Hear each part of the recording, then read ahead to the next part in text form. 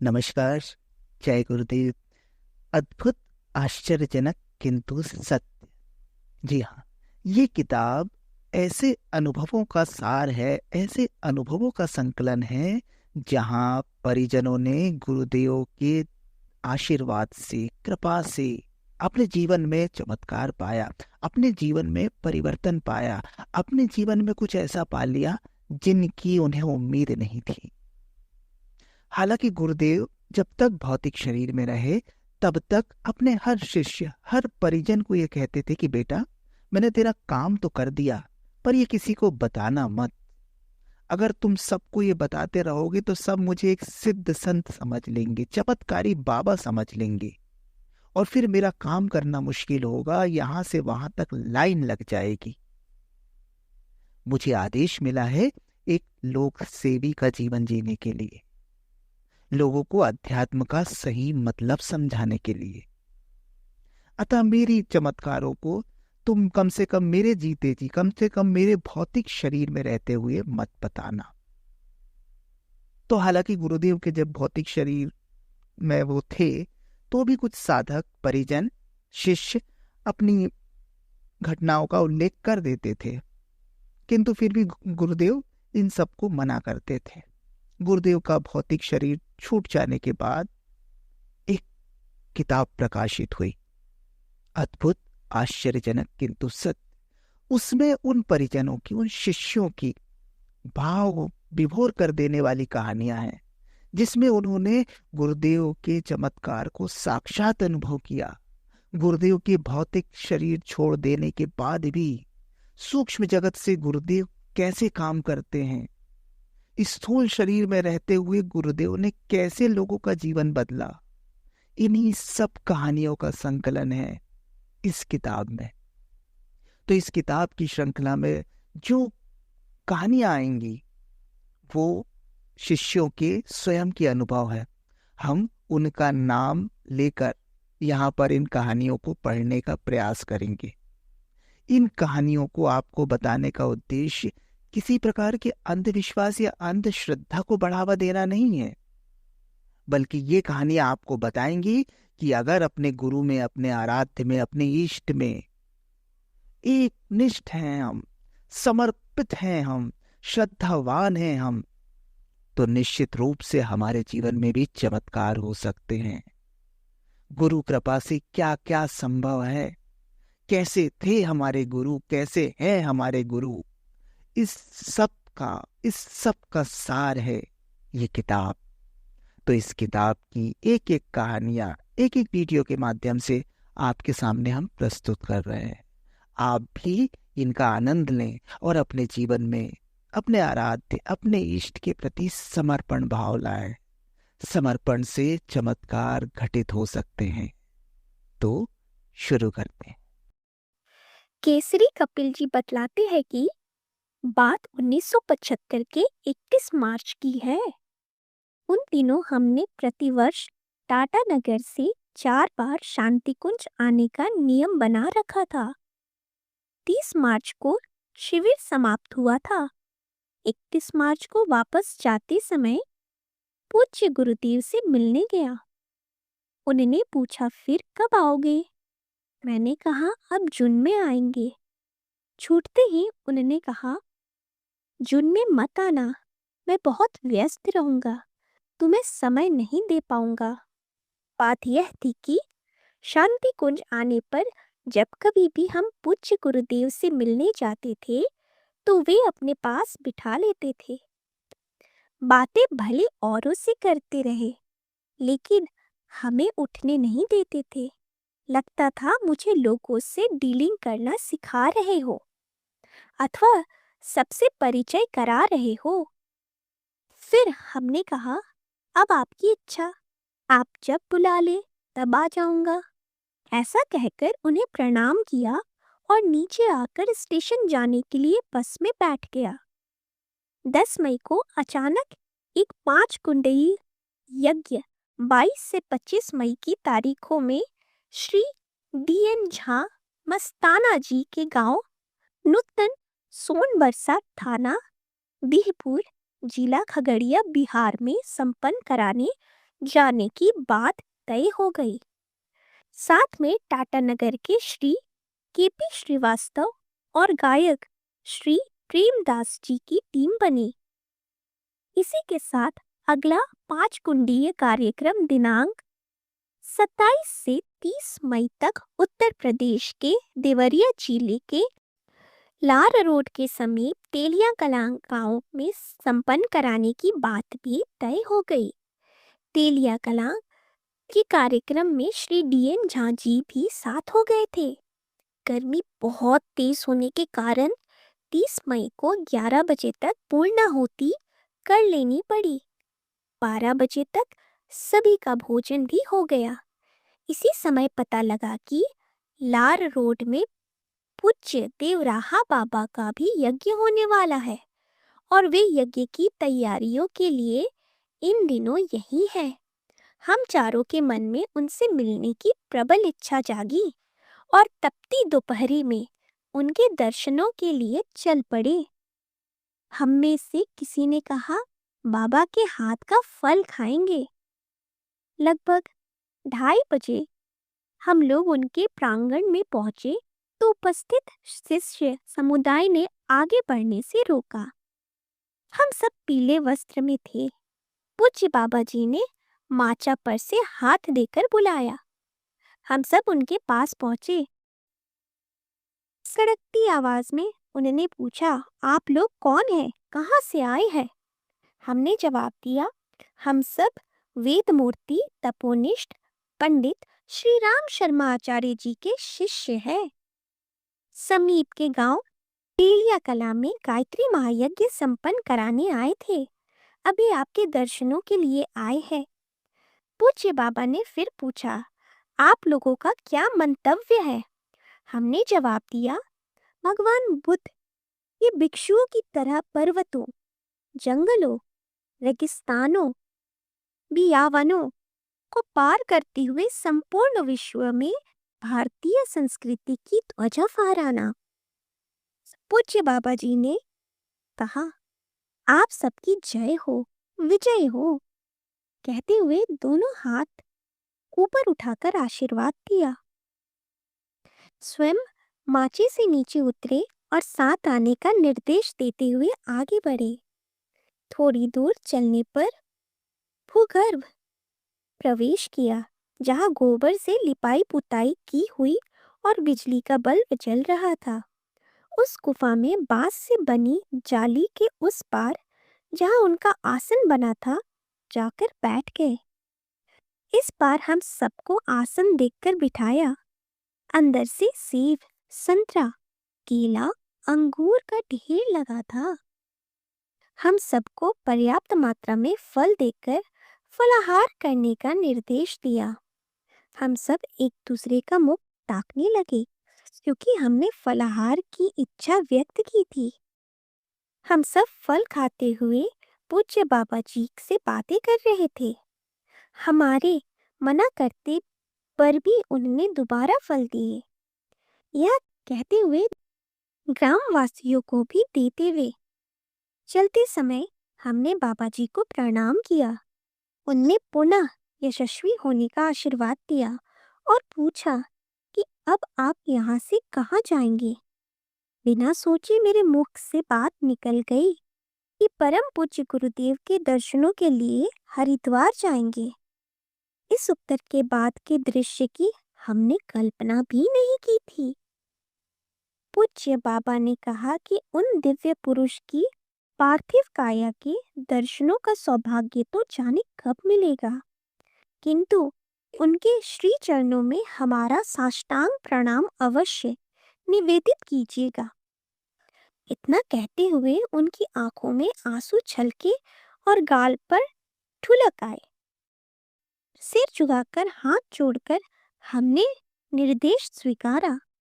तत्काल मस्तिष्क में ख्याल उभरा, देखो ये दिव्य आत्माएं किस तरह उच्च स्तरीय धरातल पर एक दूसरे के प्रति सम्मान का भाव रखते हुए एकजुट होकर लोक कल्याण के कार्यों में अपने अपने ढंग से संलग्न है। गुफा से जब हम बाहर निकले तो अचानक अपनी भूल का एहसास हुआ। जाना था टाटानगर जमशेदपुर और हमने हरिद्वार जाने की बात कह दी। सोचने लगा, उचित स्थल पर संदेश न पहुंचाने पर संदेशवाहक को पाप लगेगा। इस पाप से बचने के लिए तत्काल हरिद्वार जाने का निर्णय ले लिया। फिर दूसरी बात मस्तिष्क में उभरी। पूज्य गुरुदेव ने जून में हरिद्वार आने को मना कर रखा है। स्थिति धर्म संकट की बन गई।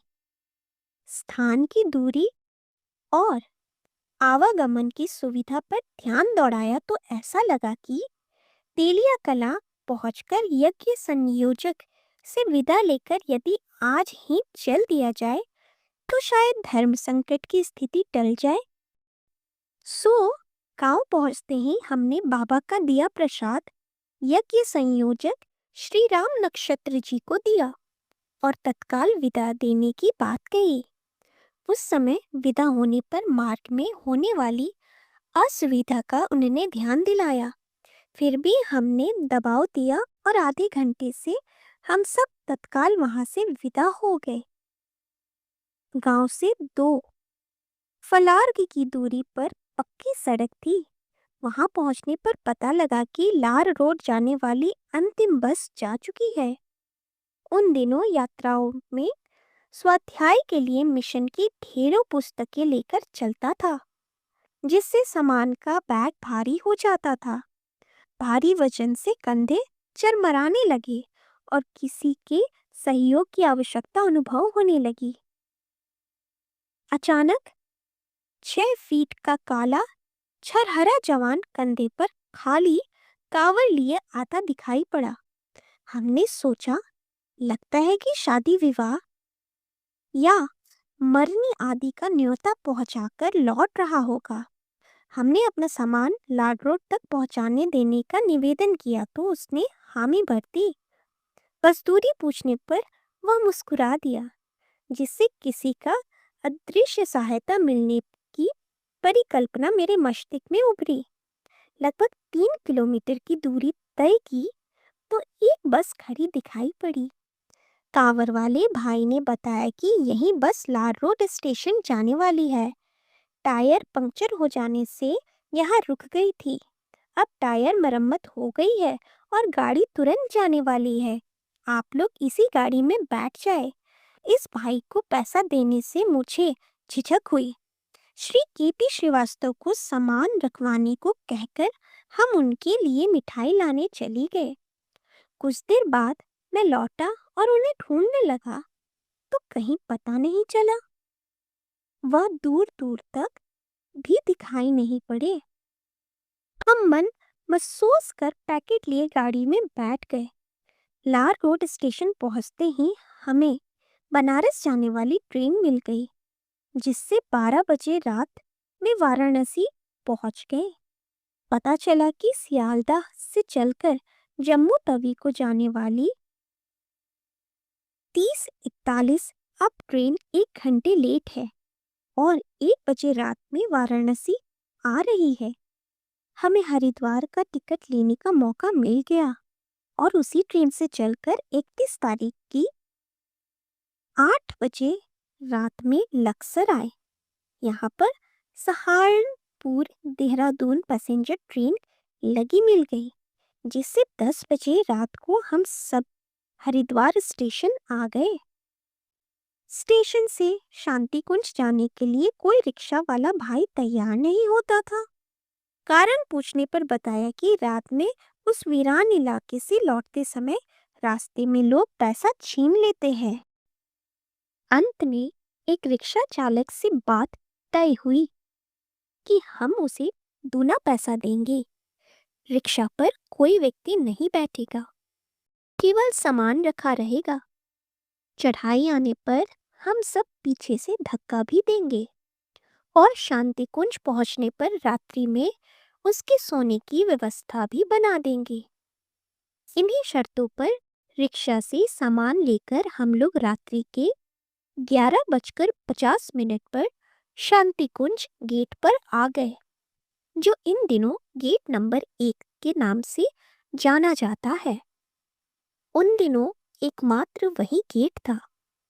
गेट खटखटाया तो सामने डाकघर के कमरे में सोए डाकपाल श्री किरीट भाई जोशी ने आकर गेट खोल दिया और इस तरीके से हम लोग 11:55 पर शांति कुंज प्रांगण में आकर मैदान में सो गए। शांति कुंज में उस समय स्थायी यज्ञशाला का निर्माण नहीं हुआ था। आज के कंप्यूटर रूम के सामने वाले मैदान में बांस और कपड़े की बनी अस्थायी यज्ञशाला में प्रातः दैनिक हवन हुआ करता था और हवन यज्ञ के पश्चात यज्ञशाला को समेटकर रख दिया जाता था। हम लोगों ने भी हवन यज्ञ में भाग लिया और नियमित दिनचर्या के अनुसार प्रातः 7 बजे अखंड दीप के दर्शन और पूज्य गुरुदेव वंदनीय माताजी को प्रणाम करने प्रथम तल पर पहुंचे। उन दिनों ये शक्ति युगल अखंड दीपक वाले बरामदे में ही बड़े सोफा पर दर्शन देने बैठा करती थी। अपनी बारी आने पर मैं श्री गुरु चरणों में प्रणाम करने झुका तो देखते ही पूज्य गुरुदेव ने कहा, बेटा, जून माह में आने के लिए तुम्हें मना किया था ना? सहसा मेरे मुंह से निकल गया, नहीं पिताजी, जून में नहीं आया हूँ। रात 11:55 पर मई माह में ही परिसर में आ गया था। पूज्यवर ने मुस्कुराते हुए कहा, अच्छा, मई माह में ही आ गया था, अच्छा किया। पर बेटा, अपने साथ इतना वजन लेकर मत चला करो, तुम्हारा वजन उठाने में मेरे कंधे चरमरा जाते हैं। सुनकर 30 मई की शाम मिली उस काले आदमी को याद कर हमारी आंखें फटी रह गई। मेरी आंखों में आंसू छलछलाए कि पूज्य गुरुदेव को मेरा बोझ उठाना पड़ा। आगे पूज्यवर ने कहा, देख बेटा, इन दिनों शांति कुंज में 3 शिविर चल रहे। पहला 9 दिवसीय जीवन साधना शिविर, दूसरा ब्रह्म वर्चस्व लेखन शिविर और तीसरा रामायण प्रशिक्षण शिविर। तीनों शिविर महत्वपूर्ण हैं, तुम तीनों में भाग लेना। तीनों की दिनचर्या की जानकारी नीचे जाकर वीरेश्वर से ले लेना और थोड़ा समय नीचा करके तीनों में शामिल हो जाना। जी पिताजी, कहकर हमने अपनी सहमति व्यक्त की। फिर देवराहा बाबा का संदेश प्रसंग हूबहू उनके सामने रख दिया। क्षण भर के लिए पूज्य गुरुदेव की आंखें बंद हो गई। आंखें खुली तो उनकी दोनों आंखें नम थी। इस दृश्य ने मेरे अंदर विनम्रता और कृतज्ञता भाव का संचार किया और अपने सहयोगियों के प्रति प्रतिद्वंद्विता की जगह अपनत्व और सहयोग भाव विकसित हुआ। उस दिन से गायत्री परिजनों के प्रति मेरे चिंतन की धारा ही बदल गई। सभी भगवत कार्य के सहयोगी दिखाई देने लगे। पूज्य गुरुदेव के निर्देशानुसार नीचे आकर मैंने अग्रज श्री विरलेश्वर उपाध्याय जी से भेंट कर उनको सारा हाल बताया। उनसे शिविर दिनचर्या की पूरी जानकारी प्राप्त की और उनके सहयोग से तीनों शिविर की भागीदारी करके तीनों के प्रमाण पत्र प्राप्त किए। उन तीनों शिविरों के लिए प्रमाण पत्र हमें प्रदान करने की विशेष व्यवस्था बनाई गई थी। तीनों शिविर एक दूसरे से बढ़कर जानकारी देने वाले, श्रद्धा संवर्धन करने वाले और उपयोगी थे। थोड़े समय में इतना बेशकीमती ज्ञान प्रदान करने की व्यवस्था तो कोई समर्थ और हितैषी गुरु सत्ता ही कर सकती है। मैं सतत चिंतन करता रहता हूँ कि किस प्रकार सुभेक्षु गुरु सत्ता अपनी और शिष्य की वाणी की मर्यादा बचाते हुए शिष्य के विकास के लिए निरंतर ताना बाना बुनती रहती है और अच्छे अवसर उत्पन्न कर शिष्य के आत्मिक और जागृतिक विकास में सहयोग प्रदान करती है। धन्य है गुरु शिष्य का यह अद्भुत पावन संबंध और धन्य है ऐसे सौभाग्यशाली शिष्य। जय गुरुदेव।